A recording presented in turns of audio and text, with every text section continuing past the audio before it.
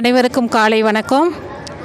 இன்று தமிழக அரசு மாண்புமிகு முதலமைச்சர் அவர்கள் காலை உணவு திட்டத்தை விரிவாக்கம் செய்துள்ளார்கள்.